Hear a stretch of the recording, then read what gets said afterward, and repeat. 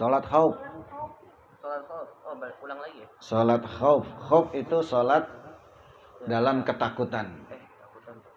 Jadi ada salat posisinya ini dalam ketakutan, yaitu dalam takut perang.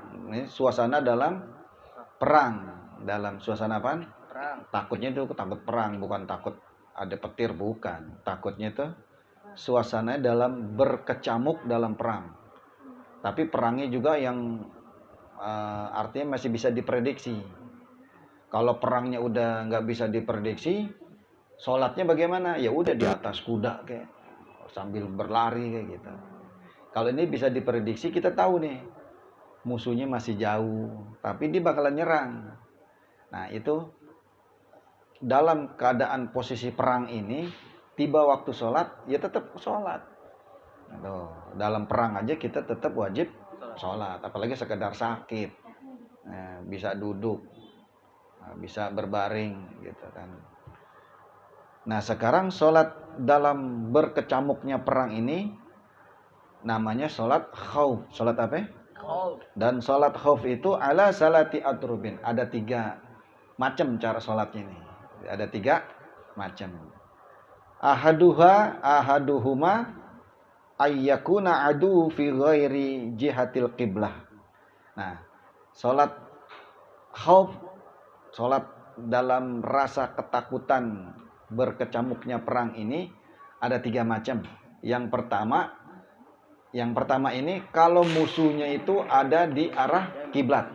Berarti nih, yang pertama musuh ada di arah kiblat. Kalau musuhnya ada di arah kiblat, ya. Musuhnya ada di arah kiblat ya.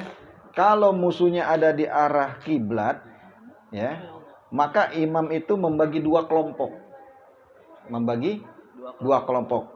Imamnya kan kalau musuhnya udah ngadep kiblat, imam tinggal ngadep kiblat. Bagi 2 kelompok itu, ya kan? Kelompok pertama yang di belakang imam dan barisan kedua, maksudnya kita dua kelompok, jadi 2 saf. Saf pertama, saf kedua. Saf yang pertama itu dia mengikuti gerakan imam, takbir bersama imam. Kelompok tuh. Jadi dibagi 2 kelompok. Firqatan ada fayufarriquhumul iman firqataini. Imam bagi 2 kelompok. Firqatan taqifu fi wajhil aduwi wa firqatan khalfahu fayusalli. Jadi 2 saf itu kan, 2 kelompok. Kelompok pertama itu percis yang di belakang imam, dia takbir bareng imam. Yang di belakang imam itu dia nggak takbir, tapi dijaga. Tetap ngadep kiblat. Dia sambil berjaga, sambil jaga. Nah ketika imam takbir, saf pertama takbir, ya kan?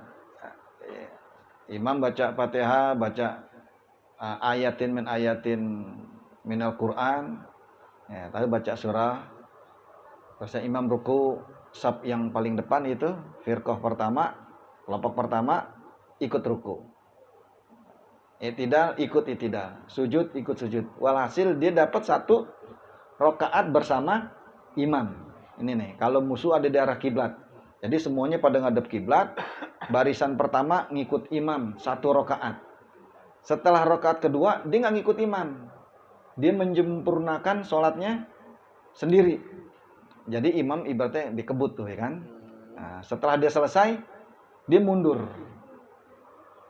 Karena udah salam kan selesai. Salamnya lebih dulu dari imam. Nah, barisan yang tadi lagi jaga, dia masuk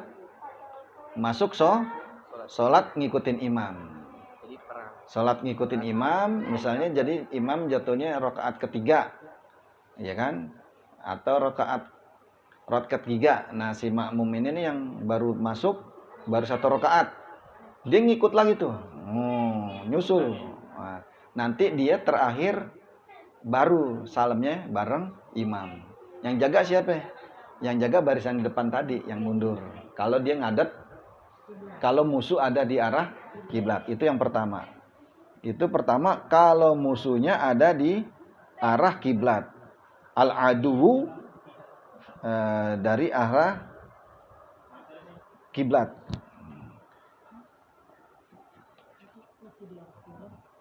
Oh, ini yang pertama musuh bukan dari arah kiblat, ya. Maaf nih, salah nih. Ayyakunal adu fi ghairi jihatil kiblat. Nah, musuh itu bukan dari arah kiblat. Musuhnya bukan dari arah kiblat. Jadi satu kelompok itu misalnya apa namanya? Musuhnya dari kiblat, misalnya kiblat barat, ya. Jadi imam, ya kita kan di sini arahnya barat kiblat Indonesia. Kiblat sebenarnya ngadep Ka'bah. Jadi imam bagi dua kelompok, dua saf. Saf pertama ikut imam mengharap kiblat. Sementara kelompok yang kedua menghadap musuh. Nah, menghadap musuh ya sholat kan dengan kiblat, ya. Menghadap musuhnya dari mana? Dari arah timur, utara, selatan. Dia hadepin tuh semua tuh. Maksudnya berjaga-jaga. Nah, kelompok yang pertama itu sholat bersama imam, dapat 1 rakaat, dia mengerjakan sendiri-sendiri. Jadi 1 rakaat berjamaah dengan imam. Setelah dapat 1 rakaat, sop yang pertama ini kelompok pertama, nggak mesti sop nih, pokoknya kelompok pertama. Kalau dapat 2 sop ya 2 sop. Pokoknya bikin 2 kelompok. Kalau kelompok pertama bisa dapat 2 saf sampai 3 saf. Pokoknya di kelompok pertama itu sholat bersama imam 1 rakaat. Setelah 1 rakaat selesai, dia mengerjakan sendiri-sendiri itu sampai 4 rakaat. Kalau di sholat zuhur, selanjutnya dia mundur. Nah, yang menghadap musuh ini masuk ke barisan sholat, ya kan? Ke barisan firqah kelompok yang pertama. Kelompok yang kedua selesai sholat kan, dia berjaga-jaga menghadap ke arah musuh. Itu kalau musuh tidak berada dalam posisi menghadap kiblat. Nah, itu yang pertama, gitu kan. Jadi ayyakunal adu fi ghairi. Nah, fi ghairi nih, bukan dari arah kiblat nih musuh nih. Caranya begitu. Ngerti gak? Ya. Jadi imam bagi 2 kelompok. Kelompok pertama ngerjain bersama imam, sholat 1 rakaat. Setelah itu dia sholat sendiri-sendiri. Nah, kelompok yang kedua berjaga-jaga karena kan musuhnya nggak dari arah kiblat, makanya jadi bisa jadi tuh kelompok membelakangi kiblat, ya kan? Jadi menghadap musuh. Kalau musuh datang, dia bisa dihalau, nah gitu. Jadi dijaga-jaga.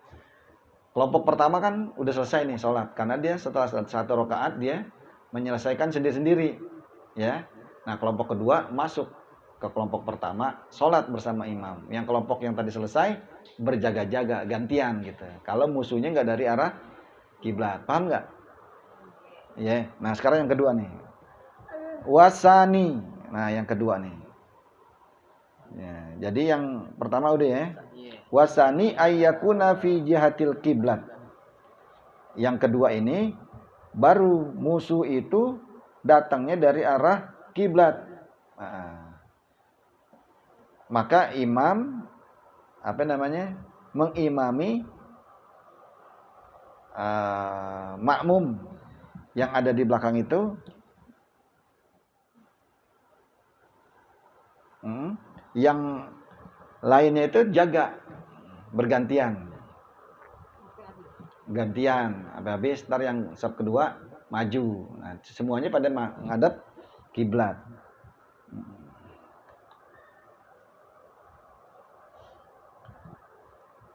Kalau yang ketiga, wasalisu ayyakuna fi syiddatil khauf. Nah, yang kalau ketiga ini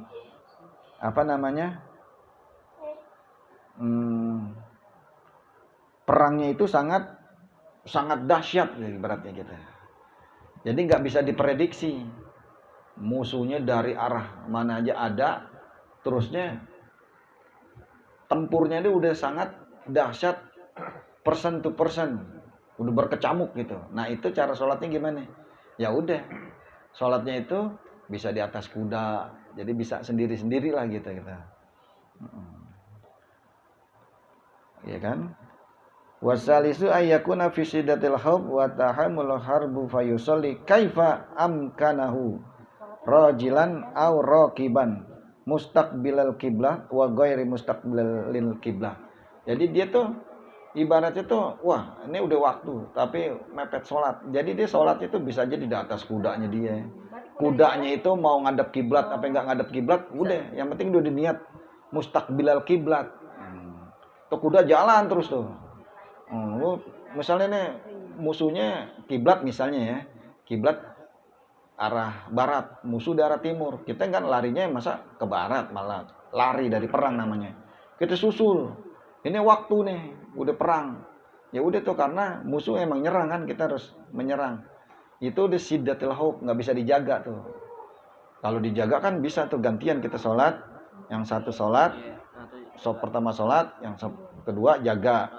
Dia selesai gantian gitu kan. Kalau ini maju semua di atas kuda, kudanya mau ngadep kiblat atau nggak ngadep kiblat, sholat aja dia udah di atas gitu. Atau yang berhenti di tempat jalan-jalannya gitu. Itu udah syiddatul khauf. Ini pertanda bahwa dalam kondisi berkecamuk perang aja ini sholat udah nggak boleh ditinggal, udah harus. Makanya bagaimana kalau orang yang sekedar sibuk. Nah, kalau sibuk ini perang aja tuh yang taruhannya nyawa, masih ada tata caranya kita suruh sholat.